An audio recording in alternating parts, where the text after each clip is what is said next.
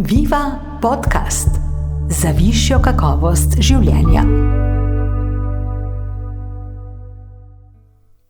Samo manj jej in več se gibaj.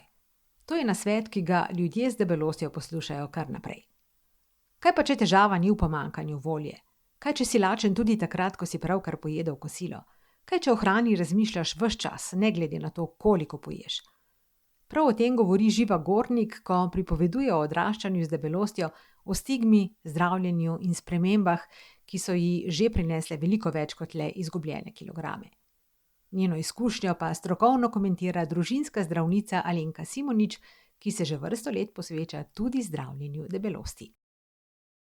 Z debelostjo sem se na nek način začela soočati že v otroštvu in sem bila že v bistvu kot majhen otrok debelejša, večja od ostalih, tudi višja, ne samo večja, ampak nekje tam pri 10-11 letih so se pa začele konkretno težave s kilažo in tudi pri 11-12 sem imela prvič čez 100 kg.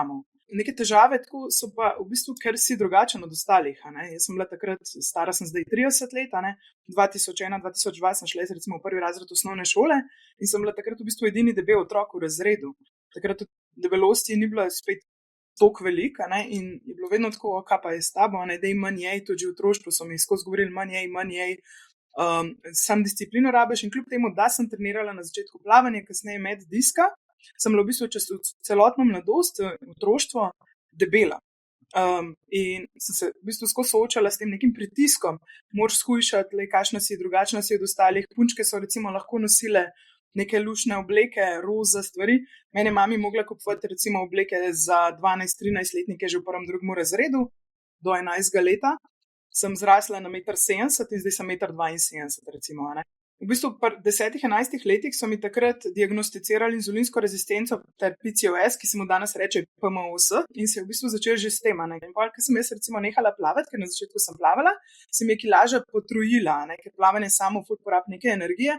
In ker sem imela te hormonske težave, se je v bistvu vse to še povečalo. Nekako, zakaj sem pa tudi nehala plavati, pa zato, ker pri PCOS, torej danes PMOS, imaš tudi recimo visoko poraščenost. Imaš tudi veliko teh drugih težav, ki so zraven, poleg recimo neke širine, debelosti, velikosti. In me je recimo tudi to delno ustavljalo, da si nisem upala pa recimo več hoditi na plavanje, zato ker sem imela pač težave še s tem.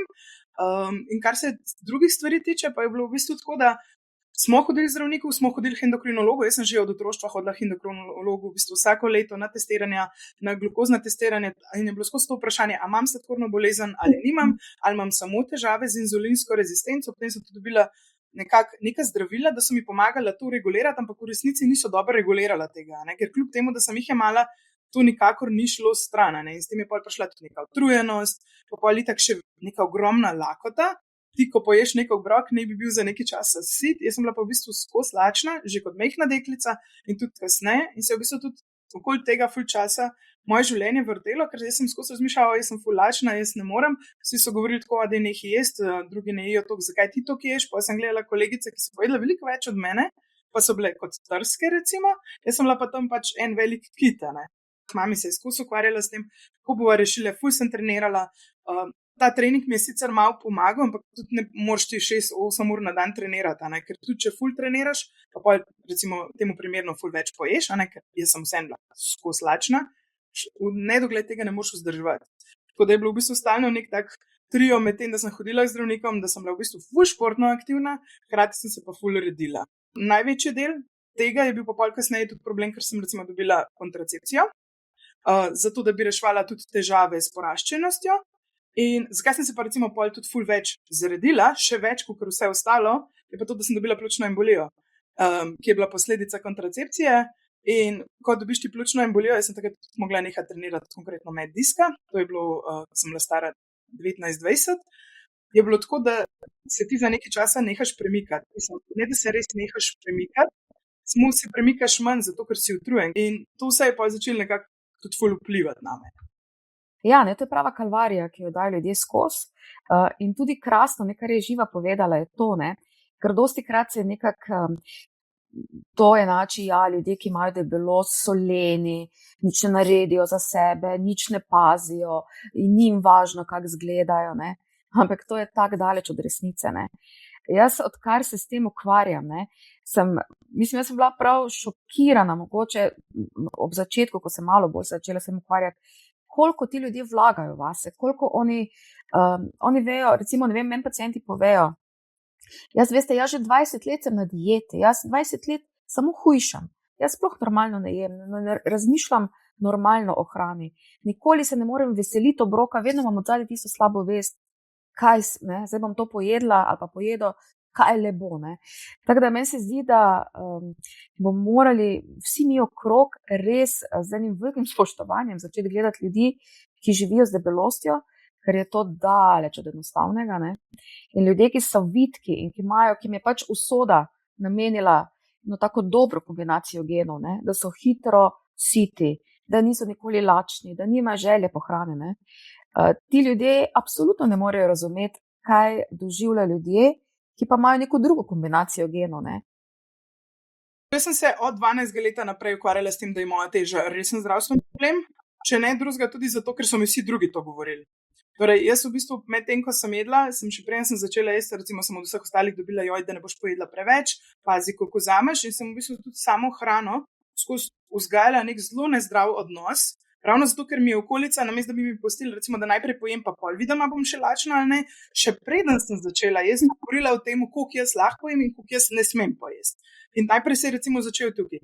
Ampak najvišja teža je bila pa v bistvu 150 kg in to je bil moment, kakšno 2 leti pa pol po pljučni emboliji, ko pač nisem zmogla več, takrat je bil tudi čas covida, to je bilo leta 2023, torej sem imela 150 kg. In takrat v bistvu pri 150 kilah sem pa že začela ugotavljati, da se bojim, da bom umrla. Tisti trenutek pri 150 kilah je bil tudi tako, kar smo se tudi recimo z mojim fantom pogovarjala, je, da je pač treba nekaj narediti. In takrat sem v bistvu začela iskati še malo več rešitev. S tem, da jaz sem do tistega trenutka in delala s psihoterapeuti za mojo kilažo in z nutriocisti, probala sem se ful premikati in teža nikamor ni šla. Teža je bila še zmer tukaj, ne glede na to, kaj sem naredila, in v bistvu sem bila že tako, kaj jaz sploh še lahko naredim, če naredim veliko stvari, pa še zmer imam težave s tem, še zmer sem stalno lačna, jedla sem nutristično tudi bolj zdrave obroke, reševali smo te situacije, pa ni šlo. Mi moramo vedeti, da ta hormonski disbalans, ki ga povzroča mahčevje, ker debelost je bolezen mahčevja. In to mahčevje izloča številne snovi, vnetne snovi, potem različne hormone, imunomodulatorje, ki potem vplivajo, da številne bolezni ali nastanejo, ali pa jih samo pospešijo. Okrog 230 takih bolezni trenutno poznamo, ampak ljudje začnejo ponavadi k nam hoditi zaradi čist takih stvari. Ne vem, ker je telesna masa previsoka, začnejo malo težje se gibati, bolj se zadihajo ob naporu, težje, ne vem, grejo v trgovino, težje naredijo stvari po stanovanju, potem začnejo slabo spati, zbujajo se utrujeni, zato ker telesna teža pritiska na te dihalne poti in jih dobesedno pretisne, in je potem dotok kisika manjši. V glavnem, ena taka splošna utrujenost se pojavi. No, da ne pozabim omeniti psihične komponente.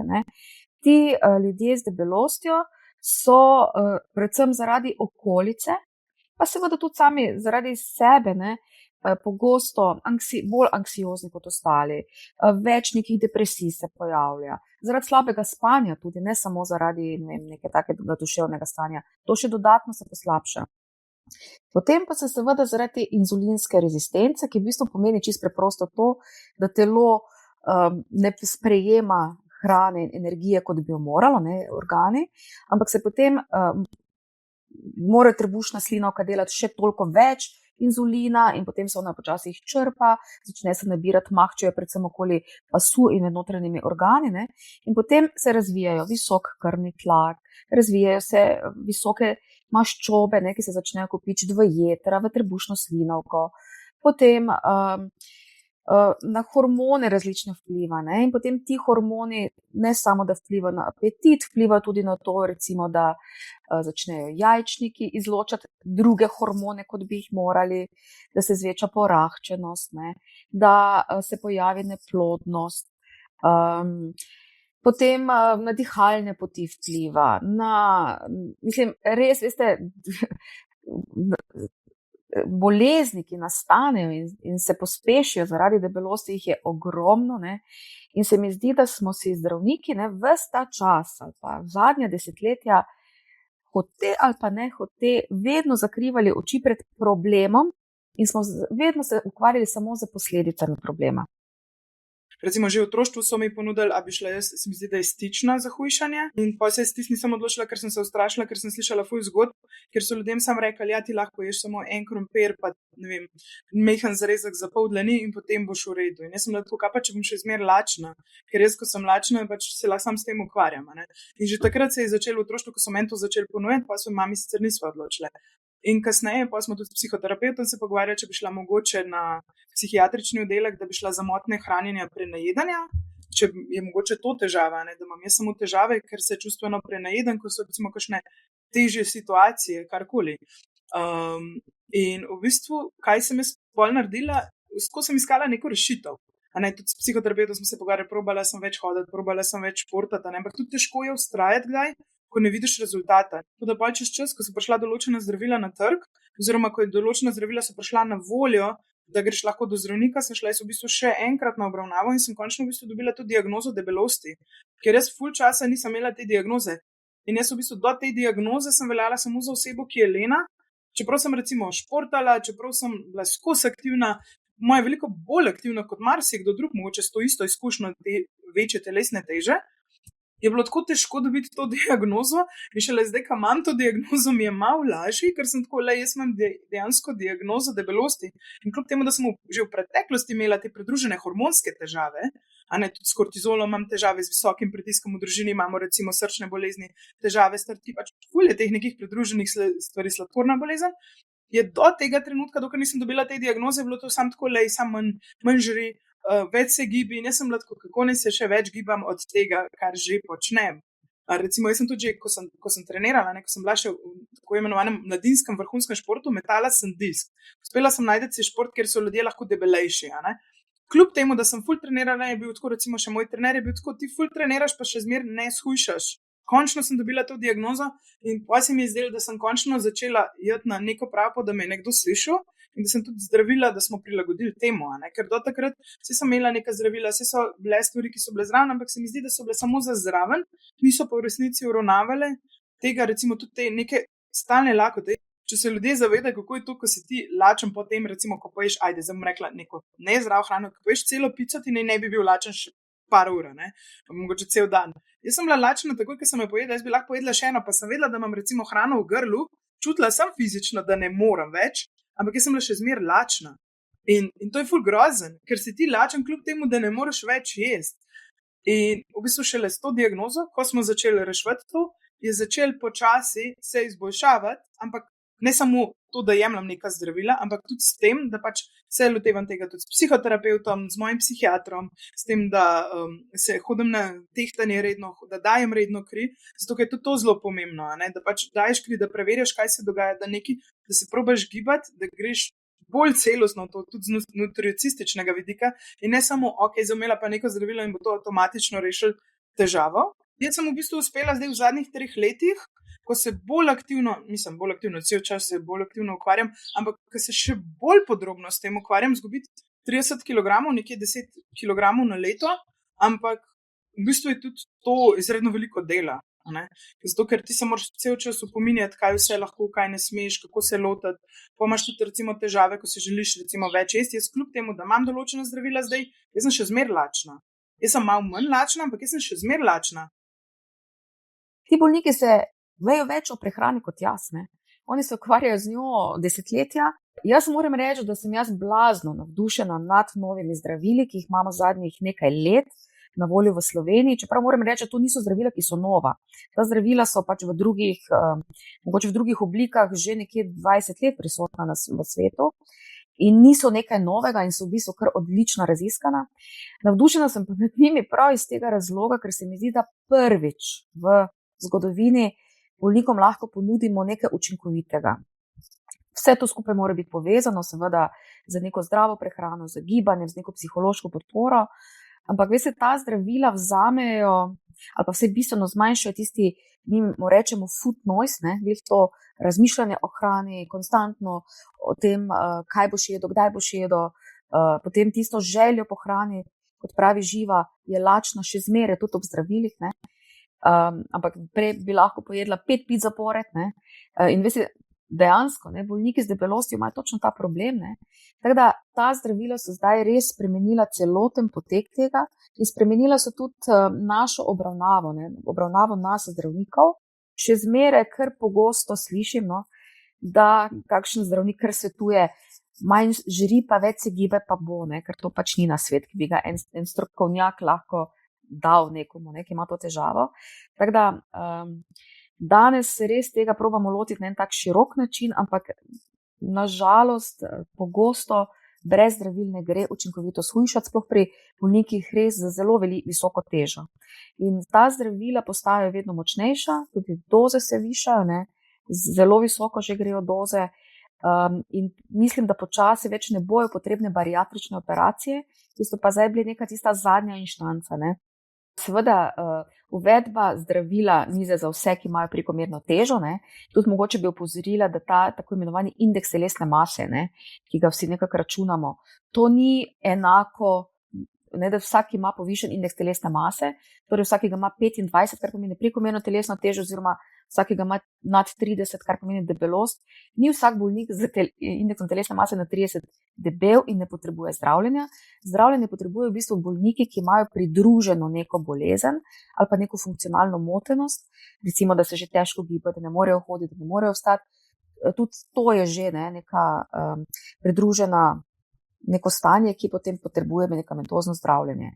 Zdaj mi ocenjujemo, da je v Sloveniji nekje okrog 300,000 bolnikov z debelostjo, ampak to ne pomeni, da bomo mi za 300,000 ljudi morali zdraviti, ne. Kar se je izboljšalo, je zdaj mogoče to, da imam nižje določene parametre kolesterola. V tej strani je zdravnica rekla, da imam nižje, pa v bistvu neke druge te metrike, ki sem jih imela tudi po pljučni bolini ful povišene.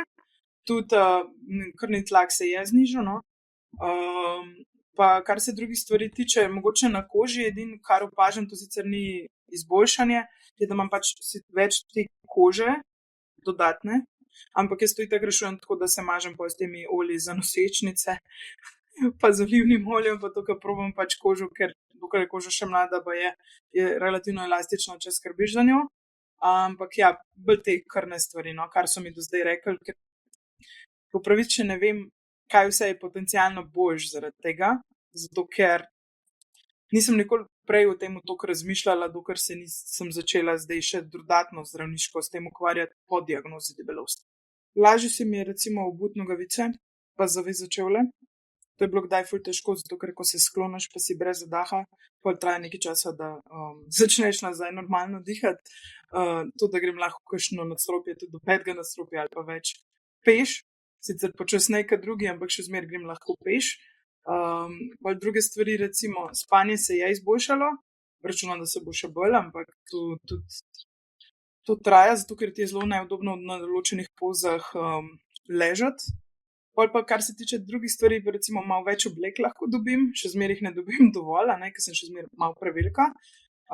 Ampak ta del je meni zelo pomemben, ker pač si ne želim biti cel čas recimo v nekih trenerkah po temu.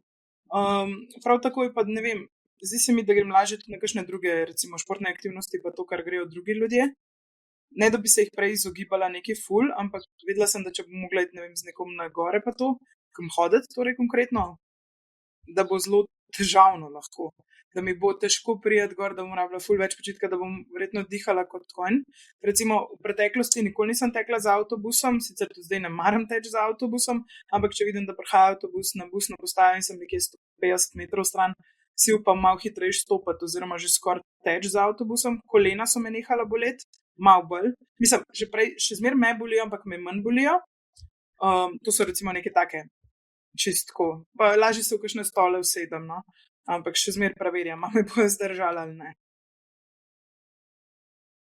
Že celo mogoče 5%, ne, včasih prinese kar veliko izboljšanje, 10% pa recimo nekdo, ki ima prediabetes, se sladkor popolnoma uredi. Nekdo z sladkorno boleznijo se skoraj da bistveno popravi, če je izguba v procentih še večja. moram reči, da vidim ogromno remisij sladkorne bolezni. To pomeni, da enostavno več nima sladkorne bolezni. Potem trigliceridi, te maščobe, ki so odvisne od hrane, se noro popravijo. Holesterol je mogoče nekoliko manj, zato ker so pač en drugi mehanizem je tam, ampak popravijo se recimo jetrni testi, popravi se ledvična funkcija. Ogromno res nekih tlak recimo pade, ne? Ali pa se včasih celo lahko ukinemo zdravila, ampak pade praviloma kar precej. Ne? Bi pa opozorila jaz mogoče res na eno stvar, ne? Na kar ne smemo pozabiti, ne?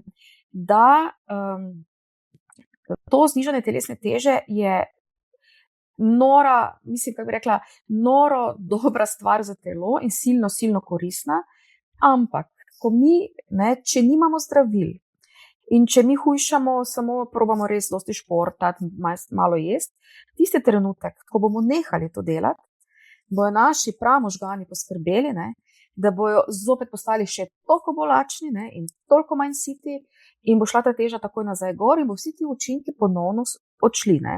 Vsi ti, ki smo jih pridelali. Ne. Tako da to je zdaj tista stvar, ki je tako pomembna in odkar imamo zdravila, nekako malo lažje dihamo, ker v bistvu kaj naredijo ta zdravila? Ne? Ta zdravila naredijo točno to, da tisti slab odziv, ali pa mislim, da pa čisti fiziološki odziv našega telesa zradirajo, zbrišejo. Ne? In da tem možganom, ne, tudi če mi se več ne trudimo toliko, ali pa zdaj to ni dobra beseda trudimo, ne, ker bolniki z debelostjo se trudijo nenormalno, ne, ampak ko mi mogoče malenkost popustimo v tistem, ali pa nam nekako ne zmoremo v nekem trenutku, bo nam zdravilo omogočilo, da naši možgani ne bojo zahtevali zopet svoje tiste teže nazaj. Ne. Tako da in se nam zaradi tega to zdravje ne bo poslabšalo. In ne, tako vidim, da paciente najbolj zaskrbi, ko začnejo z hujšanjem, ne, s pomočjo zdravil, z zdravljenjem debelosti, nekaj časa ta teža gre krasno dol in potem se ta teža ustavi. Ne. Se tudi to zniževanje telesne teže ustavi in to je popolnoma normalno. Jaz jih to ves čas na to pripravljam, da se bo to zgodilo, takrat si pridejo malo tako v eni paniki nazaj, kaj je zdaj narobe, ne. Ampak rečem nič, zdaj se kar sprostite, zdaj ste pač prišli do nekega platoja, zdaj pustite, da telo naredi svoje. In dejansko je to tisti čas, ko se začnejo vsi ti popravljalni mehanizmi v telesu, ne? Ko se začnejo ti laboratorijski izvidi popravljati, srčna funkcija se začne popravljati, jetra se začnejo popravljati. In potem v nekem trenutku se bo to zopet sprostilo, naši možgani se bodo verjetno navadili na to novo težo in se bo ponovno začel en padec telesne mase navzdol, ne. Hujšam še, ampak je zelo počasi, jaz tudi nisem na ful visokih dozah, zato ker smo rekli, da gremo reči počasi. Tako nekje probam 1 kilogram do 2 kilograma na mesec, če se le da, ampak tam 1 kilogram je cilj, no? Zato da se tudi počasi mi telo navadi, ker sem brala, sem šla ful v to, da sem prebrala o teh stvarih, da sem se probala tega logotati drugače, kot sem se, ko sem bila mlajša. Jaz sem se najbolj ustrašila tega, da bo moje telo pogrešalo to, da sem debela, ker si toliko navajen biti v neki velikosti, da je lahko tudi iz te čiste navade ti lahko ful težko, čistko, če gledamo kot življenjska izkušnja. Ne?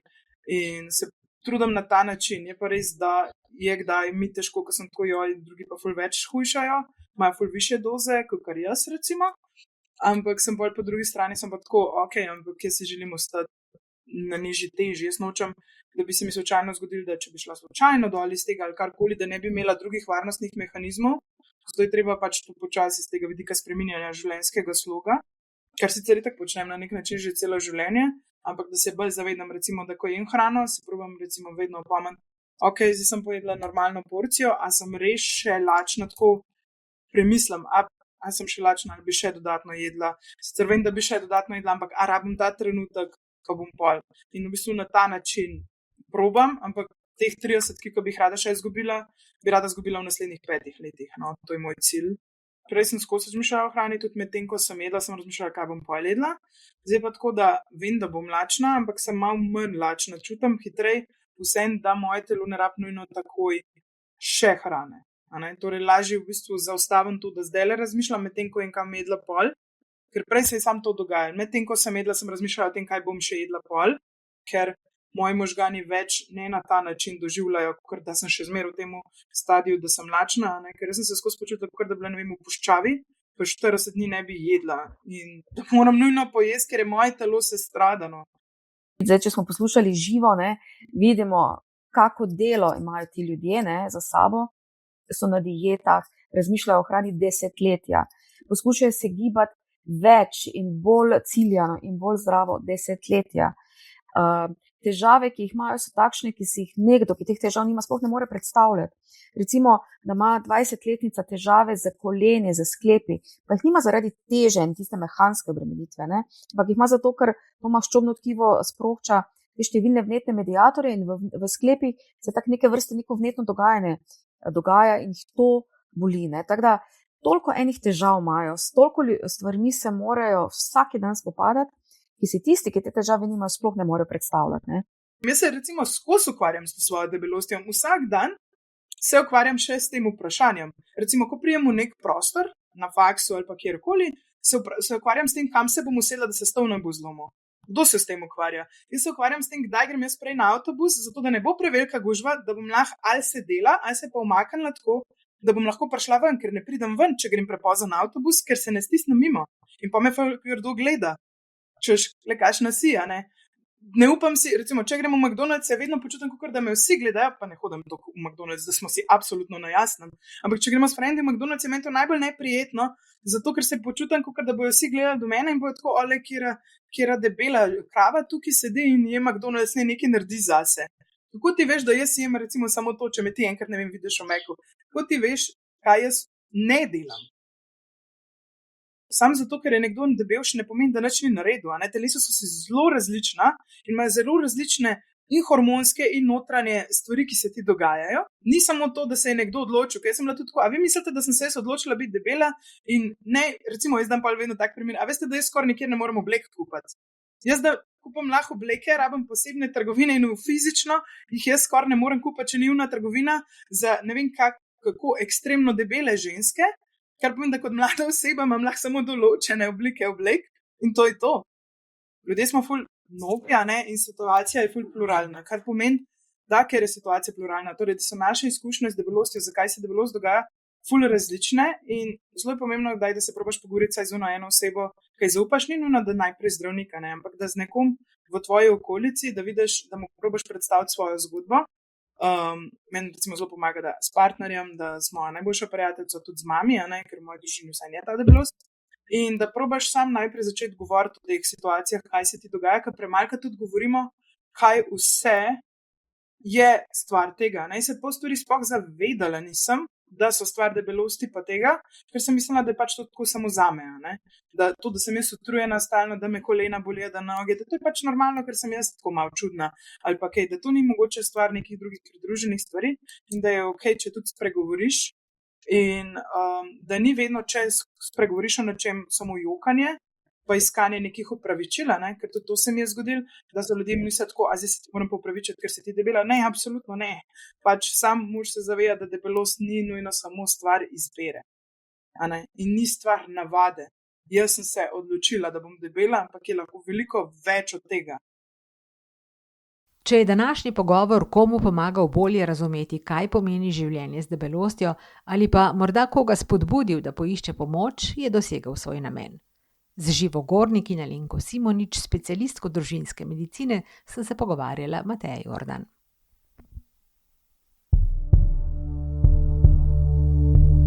Viva podcast!